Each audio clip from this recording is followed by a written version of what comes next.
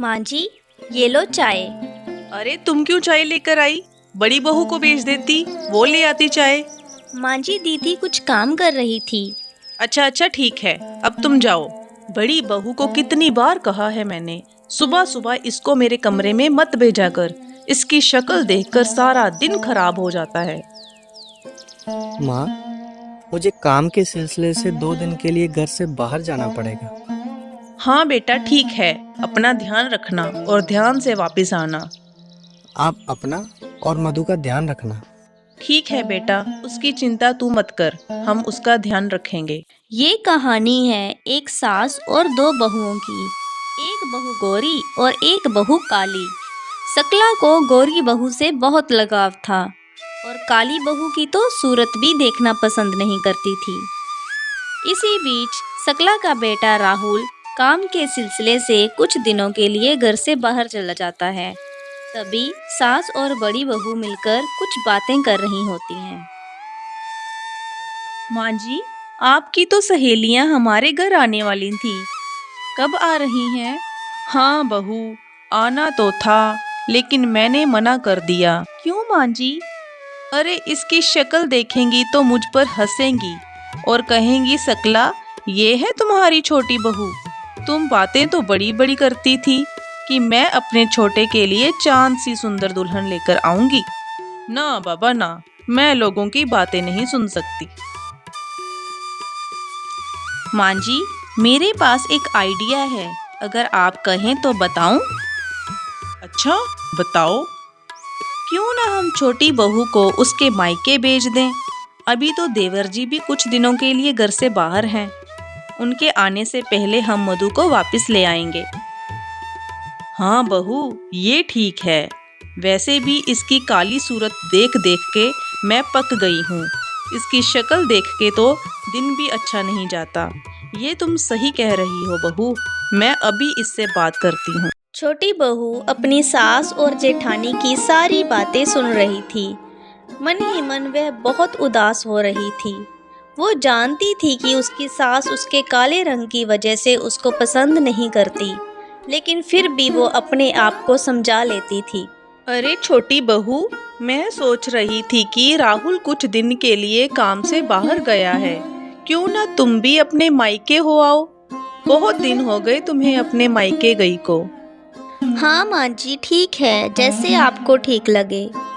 इतना कहकर छोटी बहू अपने मायके जाने को तैयार हो जाती है, लेकिन अंदर ही अंदर वो बहुत दुखी होती है। इसी तरह मधु अपने मायके चली जाती है और सास और बड़ी बहू बहुत खुश होते हैं। सकला अपनी सहेलियों को घर पर बुलाकर चाय नाश्ता करवाती है। इतना काम कर कर के मैं तो थक गई माँ जी। अगर मधु घर पर होती तो अब तक मैं कमरे में सो रही होती। तुम सही कह रही हो, मधु घर का काम कब कर लेती है हमें तो पता भी नहीं चलता। अगले दिन मधु घर पर आ जाती है। सकला का बर्ताव वैसा ही रहता है। कुछ दिन बाद सकला कुछ बीमार सी पड़ गई। मधु अपनी सास का बड़े अच्छे से ध्यान रखती। माँ जी पता नहीं कब ठीक होंगी। मैं तो सारा दिन थक जाती हूँ काम और उनकी सेवा करते करते। क्यों ना हम कुछ दिन के लिए मायके हो आए। अरे तुम्हारा दिमाग तो ठीक है, माँ की इतनी तबीयत खराब है और तुम्हें बाहर घूमने की पड़ी हुई है। हाँ तो मैं कौन सा ज्यादा दिनों के लिए जाने को बोल रही हूँ। 1-2 दिन के लिए घर से बाहर चले भी जाएंगे तो क्या हो जाएगा। पहले माँ को ठीक होने दो, उसके बाद देखते हैं क्या करना है। जैसे तैसे बड़ी बहू अपने पति को अपने मायके जाने के लिए मना लेती है। माँ, अभी आपकी तबीयत कैसी है? हाँ बेटा, अभी थोड़ा ठीक लग रहा है। माँ, रेनू अपने मायके जाना चाहती है। अगर आप कहीं तो मैं और रेनू 2 दिन के लिए इसके मायके जा आए। हाँ हाँ बेटा ठीक है, उसको भी कितने दिन हो गए मायके गई को। हाँ तुम चले जाओ, घर पर छोटी बहू है ना मेरा ध्यान रखने के लिए। ठीक है माँ। बड़ा बेटा और बड़ी बहू मायके चले जाते हैं। उस रात घर पर अकेली मधु थी। राहुल भी काम से घर नहीं आया था और सरला की तबीयत ज्यादा खराब हो गई। वो मधु को आवाज लगाती है। ओ छोटी बहू। जी माँ जी, क्या हुआ? बेटा मेरी तबीयत ज्यादा खराब हो गई है। माँ जी आप चिंता मत कीजिए, मैं आपके पास ही हूँ। छोटी बहू ने डॉक्टरी की हुई थी। शादी के बाद उसने अपना सारा काम छोड़ दिया था और घर पर ही रहती थी।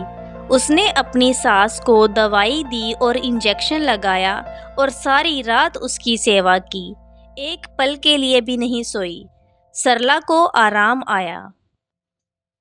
सकला भावुक होकर मधु को कहती है, मधु, मुझे माफ कर दो बेटा। मैं तुम्हें कितना बुरा भला बोलती रही। बस तुम्हारा काला रंग ही मेरे सामने आता रहा और तुम्हारे सारे गुणों को मैं नजरअंदाज करती रही। मुझे माफ कर देना बेटा। इसी तरह सकला को अपने किए पर बहुत पछतावा होता है। कुछ दिनों बाद सकला पूरी तरह से ठीक हो जाती है और अपनी बहुओं से बहुत प्यार से रहने लगती है। अब मधु भी अपने ससुराल में अच्छे से वक्त बिताने लगती है।